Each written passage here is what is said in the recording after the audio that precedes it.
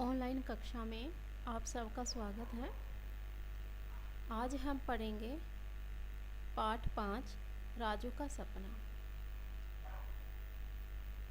12 वर्षीय राजू अपने परिवार के साथ कुछ ही दिन पहले दिल्ली शहर के अपने नए मकान में आया था। वह पहले एक छोटे से शहर में रहता था। वह शहर पर्वतीय प्रदेश में था, जहाँ निर्मल जल की धारा बहती थी। निर्मल का अर्थ होता है स्वच्छ। सड़कों और मकानों के आसपास चिनार के घने वृक्ष थे। इधर उधर खिले सुंदर पुष्पों से हर समय सुगंध आती रहती थी। जब कभी बादल नीचे उतर आते तो कोहरा छा जाने से ऐसा लगता कि परियों के देश में आ गए हों। ऐसे वातावरण में 12 वर्ष बिताने के बाद दिल्ली शहर में आकर रहना राजू को न भाया। दिल्ली की सड़कों के किनारे लगे हुए गिने चुने वृक्ष राजू से अपनी करुण कथा अर्थात दुख भरी कहानी कहते। उद्यानों में इधर उधर थोड़ी सी बची हुई घास भी जैसे राजू से दया की प्रार्थना करते। फूलों की जगह राजू को दिल्ली में कूड़े के ढेर नजर आते। इतना सब राजू को सहना पड़ता, परंतु इसके अलावा उसके पास कोई चारा नहीं था। उसके पिता का ऊनी वस्त्रों का व्यापार था। काम अधिक होने से और मुनीम के वृद्ध हो जाने से राजू के पिता को अपने परिवार के साथ दिल्ली आना पड़ा। उन्होंने एक बड़ा मकान, जिसमें छोटा सा बगीचा भी था, ले लिया। लेकिन घर से बाहर जाते ही सड़कों पर ऐशवस्था, शोर, जगह जगह भीड़ थी। बाहर हरियाली न होने के कारण राजू उदास हो जाता। राजू एक सहनशील बालक था। उसने समय और स्थिति के अनुसार रहना सीख लिया। शीघ्र ही उसका दाखिला एक अच्छे विद्यालय में हो गया। वह मन लगाकर पढ़ता। पढ़ाई के अलावा वह बगीचे में रोज़ थोड़ी देर घूमता।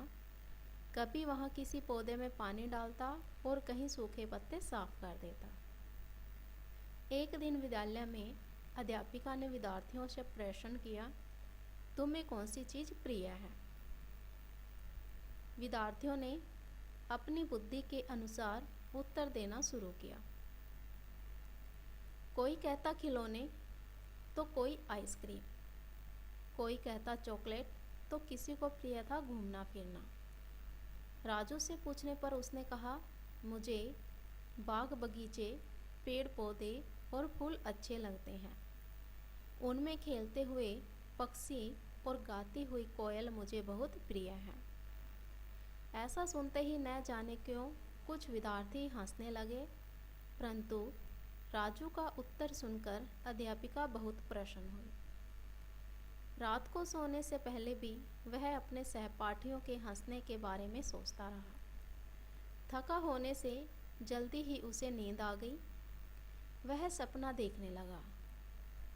सपने में उसने देखा कि उसके नए घर के पीछे एक पेड़ है। वह उससे कह रहा है, राजू, तुम बहुत अच्छे हो।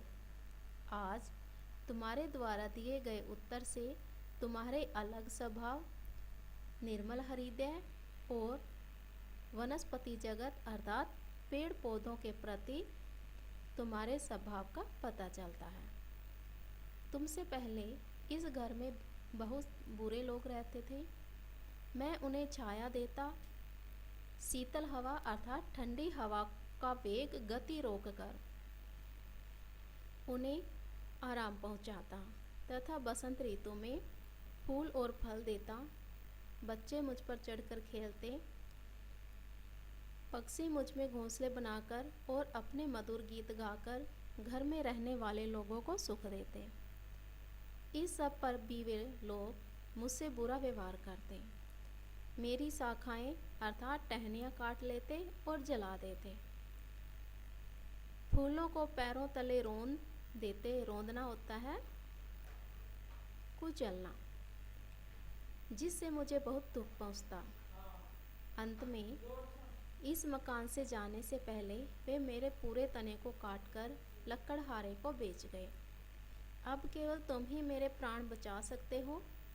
यदि तुम रोज मेरे कटे हुए तने को चारों ओर से पानी से सींचोगे तो मैं फिर से हरा भरा हो जाऊंगा।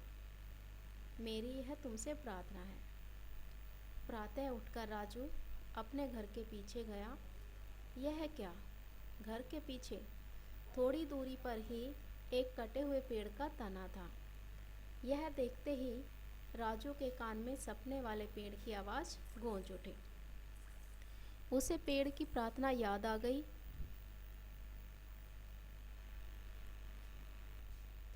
उसे पेड़ की प्रार्थना याद आ गई। राजू भागकर पानी का पाइप उठा लाया और नल खोलकर पानी से पेड़ के तने की सिंचाई की। यही नहीं, राजू ने अपने माली काका से कहकर तने के चारों ओर कुछ खाद भी डलवा दी। कुछ दिन बीत जाने पर पेड़ के तने में से सचमुच एक हरी भरी डाल निकल आई। देखते ही देखते वह तना एक घना वृक्ष बन गया। बसंत ऋतु आई, बाग में बहार आ गई।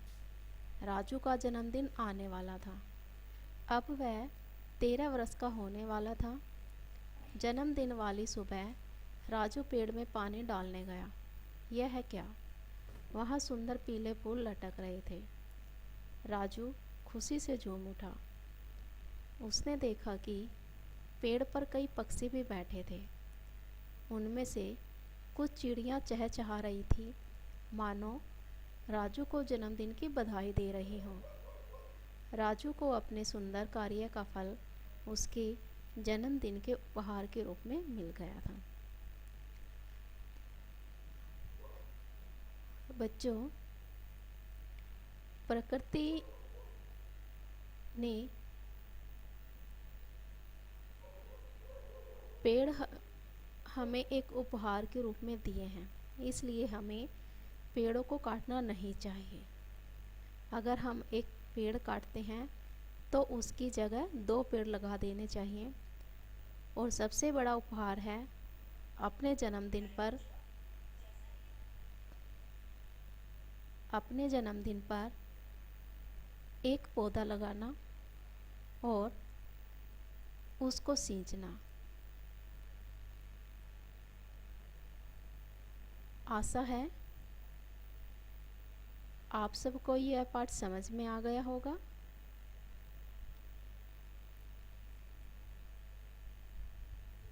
धन्यवाद।